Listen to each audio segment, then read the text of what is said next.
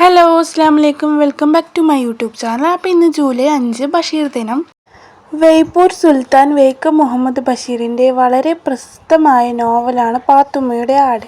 ഈ നോവലിന് പെണ്ണുങ്ങളുടെ ബുദ്ധി എന്നൊരു പേരും കൂടി ബഷീർ നൽകിയിട്ടുണ്ട്. എല്ലാവരിലും നന്മയും സ്നേഹവും കണ്ടെത്തുന്ന അദ്ദേഹത്തിൻ്റെ ജീവിത വീക്ഷണം കൂടി പ്രകടമാക്കുന്ന കൃതിയാണ്.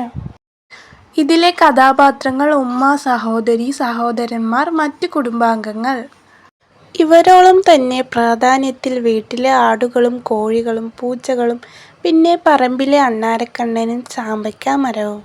ബഷീറിൻ്റെ അമ്മയും സഹോദരങ്ങളും അവരുടെ ഭാര്യമാരും കുട്ടികളും അടങ്ങുന്ന ഒരു വലിയ കുടുംബം ഒരു ചെറിയ വീട്ടിൽ ഒരുമിച്ചാണ് കഴിഞ്ഞിരുന്നത്.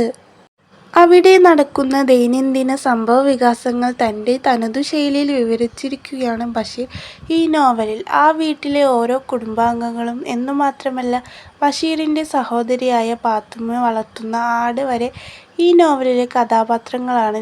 നോവലിലെ പ്രധാന കഥാപാത്രമാണ് പാത്തുമ്മ. പേര് സൂചിപ്പിക്കുന്ന പോലെ ഈ പാത്തുമ്മയുടെ ആടിനെ ചുറ്റിപ്പറ്റിയാണ് നോവലിൻ്റെ കഥാഗതി.